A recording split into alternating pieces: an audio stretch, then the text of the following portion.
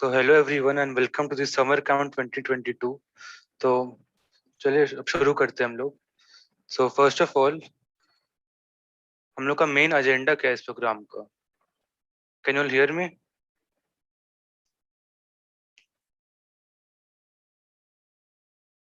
Hello. Yes, sir. सो आज का agenda है कि हम लोग पहले देखेंगे introduction to programming and computers. ये बहुत ज्यादा बेसिक है लेकिन तब भी हम लोग इसको ऐड कर रहे हैं क्योंकि बहुत लोग अभी ऐसे भी होंगे जो लोग कंप्यूटर ज्यादा यूज नहीं किए होंगे. तो इसलिए हम लोग ये फर्स्ट सेक्शन पढ़ेंगे अराउंड 10 to 15 मिनट्स. उसके बाद हम लोग चले जाएंगे इंट्रोडक्शन टू वेब डेवलपमेंट में. उसके बाद हम लोग समझेंगे कि कैसे HTML काम करता है, फिर क्या क्या उसकी प्रोग्रामिंग लैंग्वेजेस यूज होती है वेब डेवलपमेंट में. उसके बाद फिर हम लोग एडिटर डाउनलोड करेंगे जिसमें प्रोग्रामिंग करेंगे वेब डेवलपमेंट का in phone as well as computer. और एंड में हम लोग का शॉर्ट क्विज होगा जो भी हम लोग जो लोग पढ़ चुके होंगे उस पे. और उस पे मार्क्स मिलेगा आप लोग को एट द एंड. उसके बाद से देख लेते हैं डे 2 का. डे 2 में हम लोग अपना फर्स्ट वेबसाइट बनाएंगे. उसके बाद देखेंगे कि स्ट्रक्चर कैसे रहता है वेबसाइट का. सो हम लोग बेसिकली पैराग्राफ्स राइट करेंगे, फिर हेडिंग्स, क्योंकि HTML से रिलेटेड बहुत सारी चीजें करेंगे. HTML एक लैंग्वेज है जिससे हम लोग वेबसाइट का स्ट्रक्चर बनाते हैं. और at the end of day 3 हम लोग अपने वेबसाइट में इमेजेस डालेंगे, हाइपर लिंक्स मतलब लिंक्स डालेंगे. फिर एट द एंड हम लोग एक असाइनमेंट देंगे जिसमें आप लोग को खुद की एक वेबसाइट बनानी पड़ेगी और उससे हम लोग आपको ग्रेड भी करेंगे.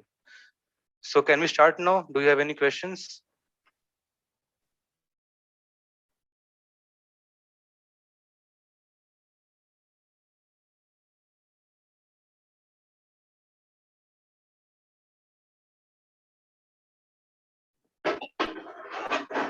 No. So, okay, let us start with the first introduction. So, first of all, what is intro to computers? So, what are computers? So, computers are basically devices that can calculate. So, computers are an electronic device that receives input. You can see here they receive input, they process the information, and then they give the output. तो मान लो कि आपको दो number add करना है, तो आप computer को 5 और 3 दोगे, तो 5 और 3 को प्रोसेस करेगा, मतलब वो उसको ऐड करेगा और फिर आउटपुट देगा 8. तो वैसे कंप्यूटर भी काम करता है और कोई भी चीज, जैसे हम लोग कैलकुलेटर को भी कंप्यूटर ही बोलते हैं because calculator was the first form of computer. तो वैसे ही उसका एक मॉडल होता है कंप्यूटर का, उसको बोलते हैं input process and output model. तो उसमें ये होता है कि कंप्यूटर यूजर से इनपुट लेता है, उसको जो भी इनपुट लिया है उसको फिर वो लोग प्रोसेस करते हैं और एट द एंड उसको आउटपुट देते हैं. जैसे कि हम लोग अभी मैंने एग्जांपल दिया कि हम लोग एडिशन करते हैं, जैसे 5 और 3 है, तो हम लोग तो यूजर देगा इनपुट 5 और 3, तो जो प्रोसेस करेगा वो एडिशन है, तो 5 और 3 8. इसलिए ये हम लोग का हो गया कंप्यूटर में, और आउटपुट देगा कंप्यूटर ही हम यूजर को, दैट इज 8. तो क्या क्या करता है कंप्यूटर, तो ये पहले देख लेते हैं. तो बहुत सारी चीजें जैसे कि अरिथमेटिक ऑपरेशन, जैसे कि मैंने बताया plus minus addition subtraction differentiation. उसके बाद फिर मल्टीप्लिकेशन डिवीजन एक्सेट्रा. उसके बाद फिर लॉजिकल ऑपरेशन आपने पढ़ा होगा, जैसे कि A is greater than B, B is smaller than A, उस टाइप से रिलेटेड. उसके बाद फिर देखते No. हैं कि कंप्यूटर. हाँ, any doubt? No, sir. Okay. So अब हम लोग देखते हैं कि कंप्यूटर कैसे रहता है अंदर से. तो बेसिकली क्या होता है कि हम लोग इनपुट देते हैं. तो कंप्यूटर का जो पार्ट होता है 3 पार्ट होता है. सो इसमें ये होता है, ये कंप्यूटर का पार्ट हुआ. सो बेसिकली जब हम लोग इनपुट दिए तो ये जाता है कंट्रोल यूनिट में. उसके बाद फिर जो कंट्रोल यूनिट है वो कंट्रोल करता है कि लोग क्या क्या करना है इसके साथ, यूजर के साथ. अगर अरिथमेटिक करना है जैसे कि प्लस माइनस डिवीजन करना है, तो हम लोग डेटा देंगे. तो फिर हम लोग डेटा देंगे अरिथमेटिक लॉजिकल यूनिट को. फिर मान लो हम लोग कुछ स्टोर करना है, तो हम लोग डेटा देंगे मेमोरी यूनिट को. और सब प्रोसेस करने के बाद, जैसे हम लोग ने देखा था ऊपर में, और सब प्रोसेस करने के बाद हम लोग प्रोसेस करने के बाद हम लोग आउटपुट देंगे. सो बेसिकली वही ये आउटपुट यूनिट में दिखा रहा है.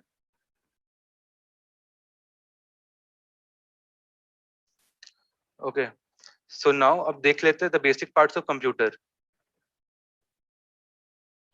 सो द इनपुट यूनिट, जैसे मैंने बताया कि डिवाइसेस लाइक कीबोर्ड जिससे हम लोग इनपुट दे सके, and mouse that are used to input data and instructions to the computer. फिर आउटपुट जैसे वो के जो डिस्प्ले कर सके आउटपुट, जैसे हम लोग को डिस्प्ले क्या क्या देता है, जैसे प्रिंटर देता है, devices like printer and visual display, जैसे कि हम लोग का मॉनिटर है, जैसे फोन का मॉनिटर हुआ, लैपटॉप का मॉनिटर हुआ, उस टाइप से. कंट्रोल यूनिट ये करता है कि ये ऑल द फंक्शंस को कंट्रोल करता है, जैसे कि जो डेटा का क्या करना है वो इसको समझ में आता है। फिर अरिथमेटिक लॉजिकल यूनिट, जैसे मैंने आप लोगों को बताया था कि एडिशन करता है, सब्ट्रैक्शन करता है, मल्टीप्लिकेशन, डिवीजन, वही सब जितने लॉजिकल ऑपरेशंस होते हैं। The next is memory. अब मान लीजिए आपने ऑपरेशन से आप मान लीजिए आपने सारे ऑपरेशंस कर लिए, बट फिर उसका जाएगा कहाँ? तो उसको स्टोर करने के लिए मेमोरी एक होता है मेमोरी यूनिट, तो उसमें जाते हैं सारे एड्रेसेस। तो जो मेमोरी होते हैं दो टाइप के होते हैं, एक होता है प्राइमरी और सेकेंडरी मेमोरी। तो प्राइमरी मेमोरी जो होता है वो सीपीयू के साथ होता है। सीपीयू होता है एक सेंट्रल प्रोसेसिंग यूनिट। तो सीपीयू के साथ जो प्राइमरी मेमोरी होता है वो बेसिकली ये होता है कि जब आपका कंप्यूटर रन कर रहा है तो उस टाइम की मेमोरी। और सेकेंडरी मेमोरी जैसे मान लीजिए आपका हार्ड डिस्क हो गया, फिर पेन ड्राइव हो गया, तो वो सब में जो जो मेमोरी स्टोर होती है वो सबको बोलते हैं सेकेंडरी मेमोरी, और जो हम लोग प्रोग्राम में यूज करते हैं उसको बोलते हैं प्राइमरी मेमोरी। तो do you have any questions? No, sir. So there are many basic characteristics of computer as well. So why are computers such an important part of our lives? तो एक तो है कि हम लोग की स्पीड बहुत ज्यादा हो जाएगी, जैसे हम लोग कैलकुलेशंस हाथ से करते हैं, अगर हम लोग कंप्यूटर से करेंगे तो हम लोग 3 से 4 मिलियन इंस्ट्रक्शंस पर सेकंड कर सकते हैं। रहता है एक्यूरेसी, हम लोग ह्यूमन बहुत सारे एरर कर सकते हैं but computers are very very accurate. अब बहुत सारी चीजें और है, मैं कि उसके एडवांटेजेस ही बोल सकते हैं। फिर एडवांटेजेस क्या है कि जैसे कि computer can do the same task repetitively with same accuracy. जैसे मान लीजिए कुछ कॉपी पेस्टिंग का काम, तो हम लोग खुद आदमी को छोड़ करके हम लोग एक एआई यूज कर सकते हैं to do the same work for us, and computer do not get tired और बोर्ड। और जैसे कि हम लोग को पैसा पे करना था कुछ काम करने के लिए, कंप्यूटर को they only need electricity to work. तो हम लोग का प्राइस ही बचेगा और मैन पावर ही बचेगी। और computers can take up routine task while releasing human resource for more intelligent function. जैसे नॉर्मल काम छोड़ सक जैसा जो जो ह्यूमन जो नॉर्मल काम करते हैं उसको छोड़ करके ह्यूमंस बेटर काम कर सकते हैं, और जो बेकार काम है वो कंप्यूटर्स को दे सकते हैं। और फिर डिसएडवांटेजेस क्या हो जाता है कंप्यूटर के? वो एक तो होता है कि कंप्यूटर के पास नो इंटेलिजेंस होता है, बट ये अब एडवांटेज बनते जा रहा है क्योंकि अब जैसे जैसे एआई आ रहे हैं हम लोग के पास, तो फिर ये कंप्यूटर्स खुद की इंटेलिजेंस आ सकती है उनके पास। और सेकेंड है कि regular electric supply is necessary. अब बहुत जगह ये होता है कि नॉर्मल इलेक्ट्रिक सप्लाई होती नहीं है, और बहुत जगह ऐसा होता है कि बहुत महंगी होती है इलेक्ट्रिक सप्लाई। तो वो सब जगहों के लिए कंप्यूटर यूज करना इज नॉट फीजिबल। तो इसके लिए अभी बहुत सारी चीजें हो गई, जैसे लैपटॉप हो गए, टैबलेट्स हो गए, etcetera. So now let us move on to एक पीसी में एक टर्म होता है बूटिंग। तो बूटिंग का आप लोग जानते हो कि जैसे कि आप जब कंप्यूटर ऑन करते हो तो उसको बूटिंग बोलते हैं। तो बूटिंग दो जगह में, दो स्टेप्स में होती है। जब हम लोग पावर सप्लाई ऑन करते हैं, जैसे जब हम लोग बटन को प्रेस करते हैं स्विच ऑन करने वाला, तो उसको ये बोल रहा है स्विचिंग ऑन पावर सप्लाई। उसके बाद फिर क्या होता है ना, जो ऑपरेटिंग सिस्टम, जैसे मेरे पास विंडोज है, जैसे कि बस लाइनक्स या मैक होगा, तो जो ऑपरेटिंग सिस्टम है विंडोज या लाइनक्स या मैक्स, वो कंप्यूटर के मेन मेमोरी जो लोग ने अभी पढ़ा प्राइमरी मेमोरी में सेव हो जाता है और वो लोड हो जाता है। और फिर उसके बाद सारे एप्लीकेशंस रन हो जाते हैं, मतलब कि नॉर्मल ऑपरेटिंग सिस्टम से।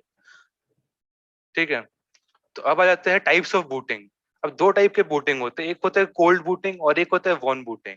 अब मान लीजिए कि कोल्ड बूटिंग होता है जब आप पहली बार स्टार्ट कर रहे हैं, मतलब कि when the system is started by switching on the power supply, it is called cold booting. The next step in cold booting is loading of BIOS. And और फिर दूसरा होता है वार्म बूटिंग। जैसे मान लीजिए कि आपका कंप्यूटर पहले से ऑन है, अब आपको रीस्टार्ट करने का मन है, जैसे कि कुछ कंप्यूटर हैंग कर गया या कुछ प्रॉब्लम हो रही, कोई इश्यूज आ रहे हैं कंप्यूटर के साथ, तो आप उसको जब रीस्टार्ट करते हैं तो उसको बोलते हैं वार्म बूटिंग। तो बेसिकली क्या होता है, when the system is already running and needs to be restarted और rebooted, it is called warm booting. Now do you have any questions here? Anybody?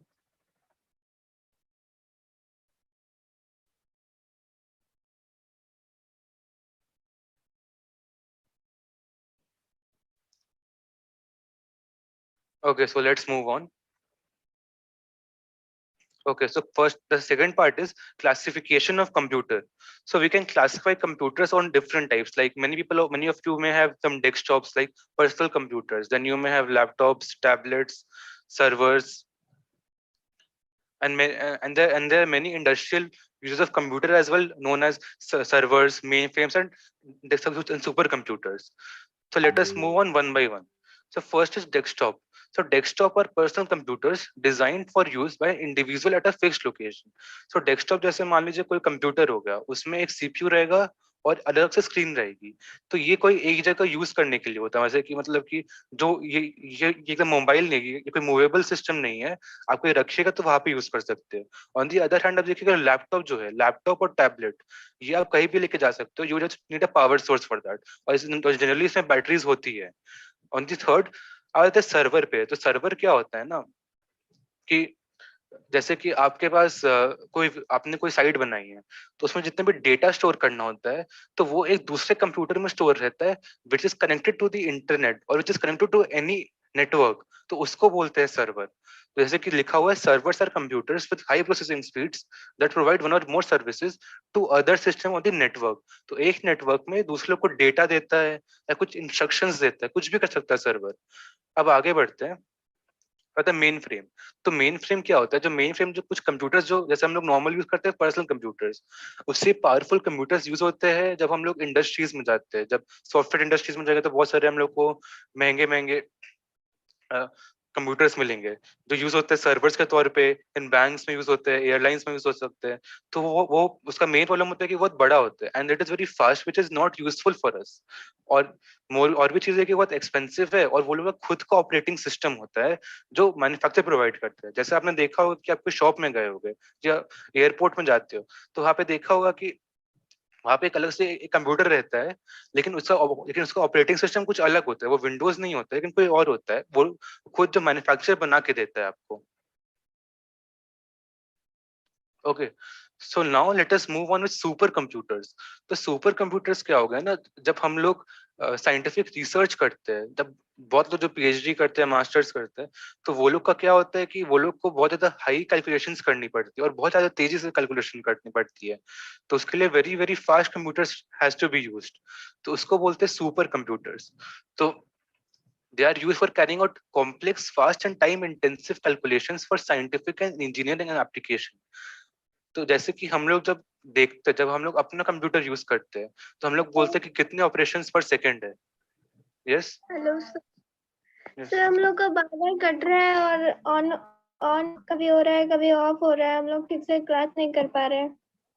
Internet का इशू है क्या?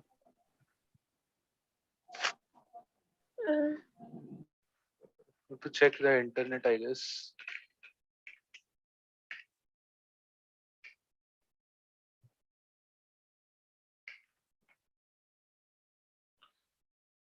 सबको इशू हो रहा है ये वाला? No, sir. Okay, so you can just restart your Zoom and then join again. Try to join again. Okay sir. तो अब क्या आ जाते हैं हम लोग सुपर कंप्यूटर्स में। जैसे मैंने बताया था कि super computer are the fastest computers on अर्थ।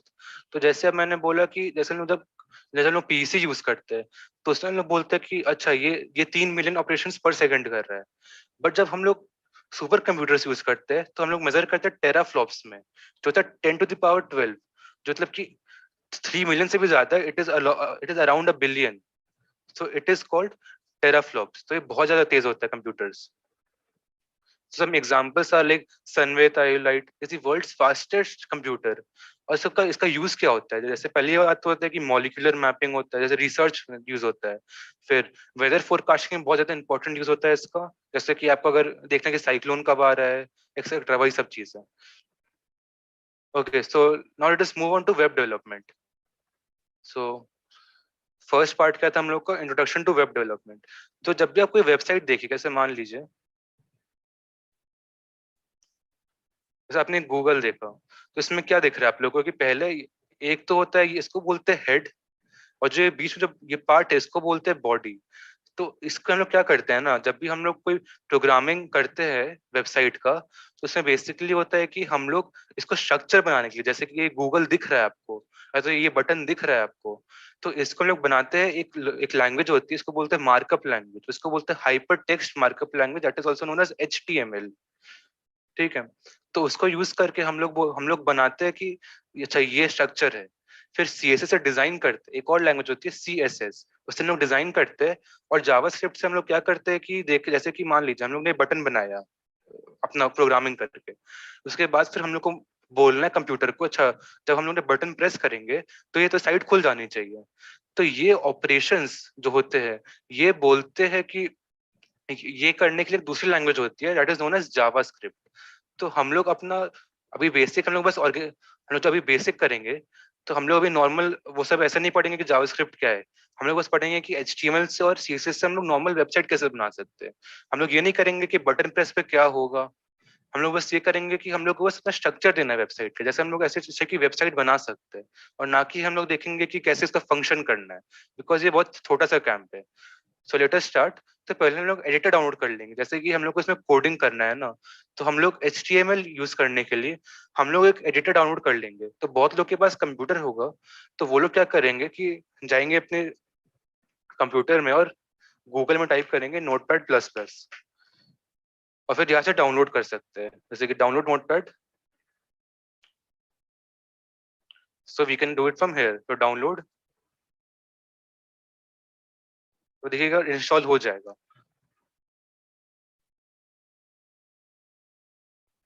और फिर एक और चीज बता दूं, जैसे कि बहुत लोग का होगा कि 64 बिट होगा, 32 बिट होगा। तो अगर कंप्यूटर 64 बिट है तो आप ये वाला डाउनलोड करिएगा, अगर 32 बिट होगा कंप्यूटर तो ये वाला डाउनलोड करिएगा।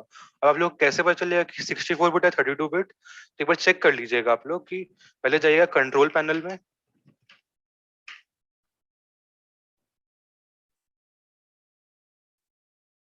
फिर यहाँ पे टाइप करिएगा सिस्टम, इस बार फिर इसमें क्लिक करिएगा। क्लिक करने के बाद आप लोग को दिखेगा कि ये देखिए सिस्टम टाइप 64 बिट। तो मेरा 64 बिट है, तो मैं डाउनलोड करूंगा ये वाला जो 64 बिट है, ये 64 बिट वाला डाउनलोडेबल है। अब किसी का लिखा होगा 32 बिट इसमें, तो वो लोग को डाउनलोड करना है ये वाला डाउनलोड 32 बिट x86। तो आर्किटेक्चर होता है x86, तो आप लोग को ये डाउनलोड करना पड़ेगा। और बाकी अगर आप लोग का ARM 64 है जो विंडोज में नहीं होगा, तो विंडोज है तो आप लोग का 32 बिट होगा या 64 बिट होगा। तो डाउनलोड करने के बाद आप लोग इसको रन करिएगा।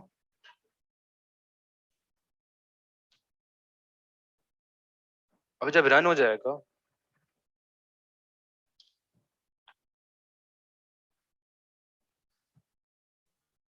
तो ओके में क्लिक किया मैंने, एग्री।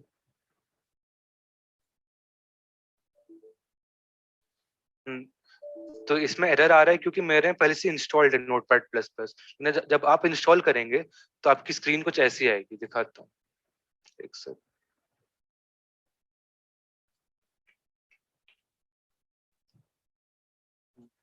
तो आपकी स्क्रीन इस टाइप की आ जाएगी, मतलब कि आपका डाउनलोड सक्सेसफुल हो चुका है।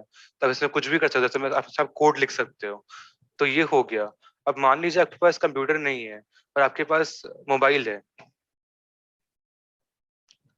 तो उसके लिए आप लोग एक सॉफ्टवेयर यूज कर सकते हो, जैसे कि आप नॉर्मल नोटपैड यूज कर सकते हो, या तो नोटपैड फॉर मोबाइल्स भी आता है। ठीक है, तो वही सब यूज कर सकते हैं। तो हम लोग स्टार्ट करते हैं कि जैसे कोडिंग तो करे तो करे कैसे, स्टार्टिंग कैसे करना है इसमें। तो इसमें बेसिकली मैंने भी बताया था आप लोग को, जब लोग साइट जब से खोले, मैंने जब कोई साइट खोलते मैंने गूगल खोला, तो क्या होता है कि कोई भी साइट के दो बॉडी पार्ट होते हैं। एक होता है बॉडी, जो ये पार्ट है जो ऊपर में पार्ट है, और एक होता है हेड जो ये दिखा रहा है, न्यू टैब दिखा रहा है। और एक होता है बॉडी जिसमें पूरा मेन चीजें है यहाँ पे, जैसे कि गूगल लिखा हुआ है, सर्च गूगल टू टाइप और यूआरएल। तो ये बॉडी का पार्ट होता है और ये हेड का पार्ट होता है। तो बेसिकली हम लोग लिखते हैं ऐसे कोड, मान लीजिए जब हम लोग को HTML स्टार्ट करना होता है, जैसे कि हम लोग HTML में बनाएंगे प्रोग्राम, तो लिखेंगे ऐसे, and basically will do like HTML, और सब जो भी ओपनिंग करेंगे उसको क्लोज भी करेंगे। सो बेसिकली HTML ऐसे बना लेंगे हम लोग। तो दो बन गए हम लोग का। अब मैंने बताया था कि इसमें क्या क्या होता है, एक होता है कि हेड होता है और एक होता है बॉडी होता है। तो first we will write head, और क्लोज भी कर देंगे। मैंने बोला कि जितनी चीजें आप लोग ओपन कर रहे हो इसको ऐसे, उसका क्लोज भी कर दीजिएगा, और क्लोज करने के लिए आपको ये यूज करना पड़ेगा, ये जो एक्स्ट्रा है। तो इसको हेड, इसका मतलब ये क्लोज हो गया। और फिर again you can use for body as well, जैसे बॉडी हो गया एंड देन बॉडी। सो एक बेसिक स्ट्रक्चर हो गया हम लोग का HTML का। अब मान लीजिए बहुत बार ये भी होता है कि अब बहुत बार ये भी होता है कि आपके कंप्यूटर को पता नहीं कि आप क्या यूज कर रहे हो, जैसे HTML यूज कर रहे हो या CSS या जावास्क्रिप्ट जो ने बताया, तो वेबसाइट बना रहे हो, तो वो लोग उसके लिए क्या लिखना चाहिए ना, उसके लिए स्टार्टिंग में आप बस लिख दीजिए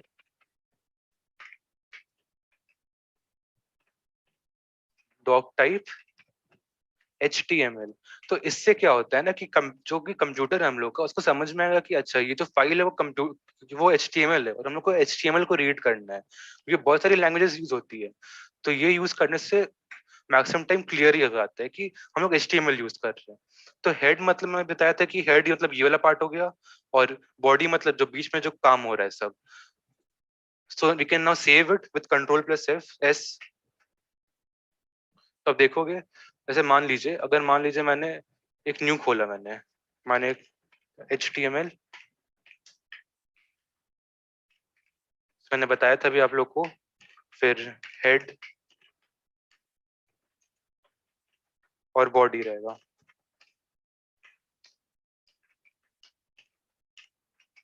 तो ये है एक बेसिक सिंटैक्स फॉर HTML। तो अब जब उनको सेव करना हो तब Ctrl+S में जाइएगा, और फिर जैसे कि मैं अभी डेस्कटॉप पे सेव कर दूंगा as my first website. Okay, end में लिखेंगे .html।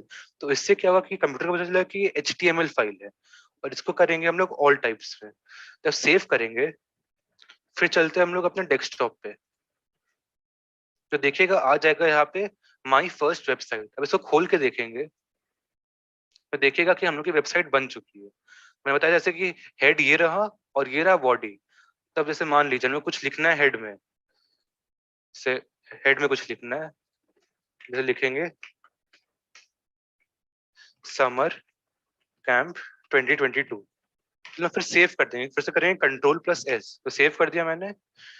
अब जाएंगे अब इसको रीलोड करेंगे, देखिएगा आ गया समर कैंप 2022। तो इस टाइप से हम लोग स्टार्ट कर सकते हैं बेसिकली, मतलब कि कैसे लिखना होता है। तो ये HTML का यूज होता है, जैसे कि हम लोग का ये अभी डिस्प्ले हो गया है। बट अगेन जो जैसे मैंने अभी बताया कि हेड में जो होता है वो क्या होता है कि जो ये पार्ट होता है, ये वाला पार्ट, तो बेसिकली ये वाला पार्ट हो गया, वो हेड में होता है। ये वाला पार्ट हेड का होता है और ये होता है बॉडी का। तो हम लोग कुछ हेड में चेंज करने से, मान लीजिए जैसे हम लोग ने सेव किया, हम लोग गए बेसिकली माई फर्स्ट वेबसाइट में। यहाँ पे कुछ चेंज नहीं दिख रहा है हम लोग को। ओके, यहाँ पे हम लोग को दिख रहा है माई फर्स्ट वेबसाइट .html, और ये हम लोग का हेड है और हम लोग का बॉडी है। तो हम लोग वेल स्टार्ट करते हैं कि हम लोग हेड को चेंज करके देखते हैं। हेड कैसे चेंज होगा, हम लोग लिखेंगे यहाँ पर हेड में ही लिखेंगे टाइटल। तो टाइटल क्या होता है, टाइटल एक टैग होता है HTML का, जिससे हम लोग टाइटल चेंज कर सकते हैं। तो टाइटल लिखेंगे, तो जो भी लिखना है टाइटल में उसको लिख देंगे, जैसे कि समर कैंप 2022। और फिर से सेव करेंगे इसको, और देखेंगे हम फिर से उनको रिफ्रेश करते हैं Ctrl+R से। जैसे मान लीजिए दिख रहा है हम लोग को, हम लोग चेंज कर दिया इसको समर कैंप 2022 को। उसके बाद फिर हम लोग एक और चीज कर सकते हैं, जैसे कि बॉडी हो गया। तो बॉडी में हम लोग कुछ लिखना है, हम लोग बॉडी में लिखेंगे। तो बेसिकली मान लीजिए हम लोग लिखेंगे यहाँ पे this is the body of the website and this is my first website. तो जो भी होगा ये बॉडी, तो ये यही सेम चीज डिस्प्ले भी हो जाएगी हम लोग की वेबसाइट में। जैसे हम लोग उसको फिर से सेव करेंगे, फिर से उसको रिफ्रेश करते हैं एक बार वेबसाइट को। देखिए समर कैंप तो अभी आ रहा है, अब रिफ्रेश करते हैं। तो देखिए this is the body of the website and this is my first website. तो ये इसमें आ गया। तो बेसिकली आज के लिए इतना ही करते हैं हम लोग। अब हम लोग एक क्विज करते हैं छोटा सा। सो जितना मैंने पढ़ा है उसी पे क्विज करूंगा मैं। ओके, सो मैं व्हाट्सएप पे क्विज भेज दे रहा हूँ आप लोग को, आप लोग ज्वाइन करके स्टार्ट कर सकते हैं। अपना नाम डाल दीजिएगा।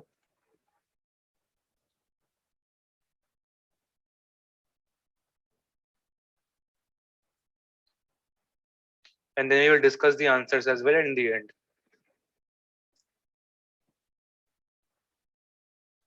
So I'm giving 5 minutes for you. When it is over, just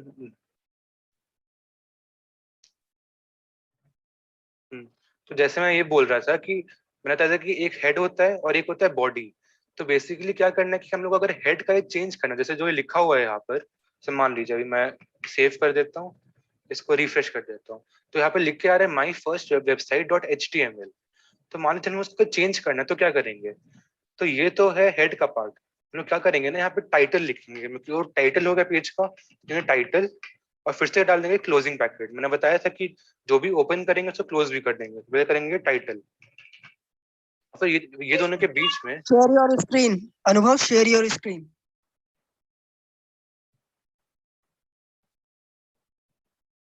आ रहा है अभी? यस। Okay okay. तो जैसे हम लोग का first my first website dot HTML आ रहा है, तो क्या करना है ना कि हम लोग को इसको चेंज करना है, जो हम लोग को अपना खुद का टेक्स्ट लिखना है। तो जैसे मैं बोल रहा हूँ कि जैसे जो हेड में, तो हेड का पार्ट हुआ, तो हम लोग इसमें लिखेंगे एक HTML टैग होता है टाइटल, तो उसको यूज करेंगे टाइटल, फिर लिखेंगे माई फर्स्ट वेबसाइट। तो अगर हम लोग उसको रन करेंगे तो क्या आना क्या चाहिए कि यहाँ पे आएगा माई फर्स्ट वेबसाइट स्पेस दे करके। एक बार ट्राई करते हैं, तो Ctrl+S करते हैं सेव करने के लिए, और फिर इसको एक बार फिर से रिफ्रेश करते हैं Ctrl+R से, या तो नॉर्मल यहाँ से कर सकते हो। देखिए कि आ गया माई फर्स्ट वेबसाइट। तो ये सबको समझ में आ गया क्या?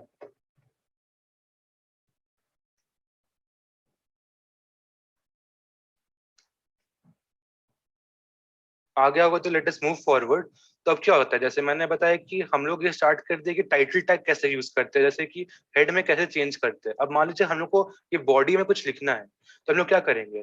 तो बॉडी में कुछ लिखना, तो हम लोग बॉडी में कुछ लिखेंगे। तो बेसिकली तो ये क्या हुआ, बॉडी और बॉडी क्लोज हो रहा है, जहाँ पे उसके बीच में लिखेंगे like this is my first website,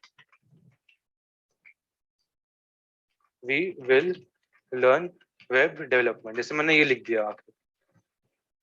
तो क्या होना चाहिए कि यहाँ पर हम लोग को ये सेम टेक्स्ट आना चाहिए। तो एक बार ट्राई करते हैं, तो इसको सेव करेंगे, सेव कर दिया मैंने, उसके बाद रिफ्रेश करते हैं एक बार, तो ये देखिए आ गया, this is my first website and we will learn web development. तो ये बेसिकली समझ में आ गया कैसे होगा, जैसे ये टाइटल हो गया और ये हो गया बॉडी का पार्ट। तो आज के लिए हम लोग इतना ही करते हैं। अभी क्विज देता हूँ मैं आप लोग को, आपको इसको सबमिट करना है इन अराउंड 22 to 30 minutes। मैं आपको लिंक भेज दे रहा हूँ फिर से। Okay, to the quiz. तो आप लोग अभी क्विज कर लेंगे, फिर हम लोग अभी इसका आंसर भी डिस्कस कर लेंगे थोड़ी देर में। Okay, so you can start the quiz now.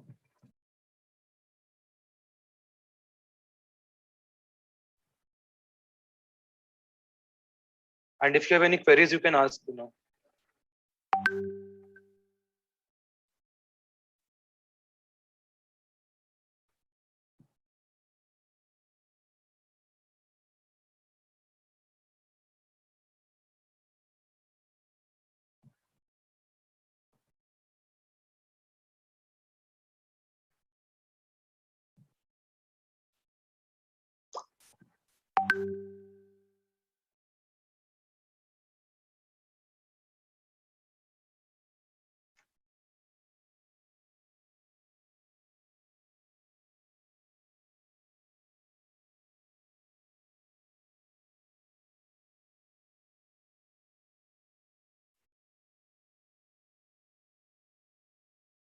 Okay, so two people have done the quiz already, so we can start the answer discussions as well.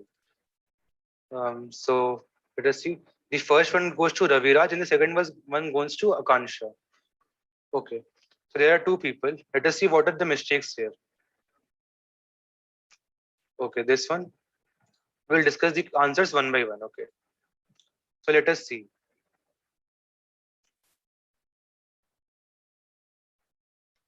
So the first question is which of the following is not a basic part of the computer?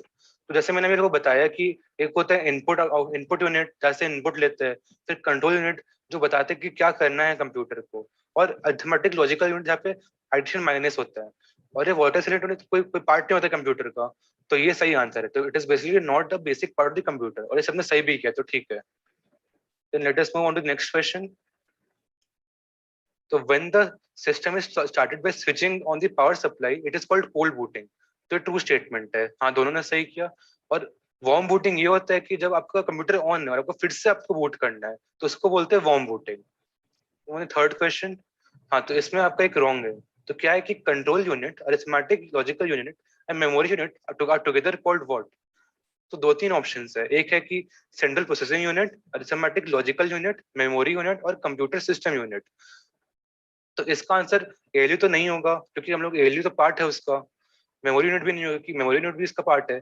और control system unit भी नहीं होगा, क्योंकि computer system भी उसी का part है। और बेसिकली ये तीनों को मिलाकर बोलते हैं सेंट्रल प्रोसेसर यूनिट, या बोलते हैं ना एक बॉक्स है सीपीयू, इसी को आप बोल सकते हो। बट बेसिकली सीपीयू एक चिप होता है जिसमें सब कुछ होता है, जैसे control unit, arithmetic logic unit and memory unit.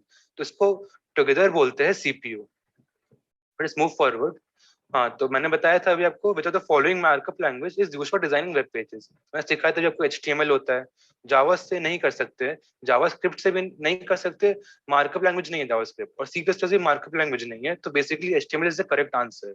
And so what is teraflops? मैंने बताया था कि जो सुपर कंप्यूटर्स होते हैं वो यूज करते हैं टेराफ्लॉप्स को। तो basically 10⁻12 points per second. And both of you have got the correct answer. So ये क्विज भी खत्म हो गया, and this will be graded as well. So आज का ठीक है। So thank you for watching the lecture and goodbye.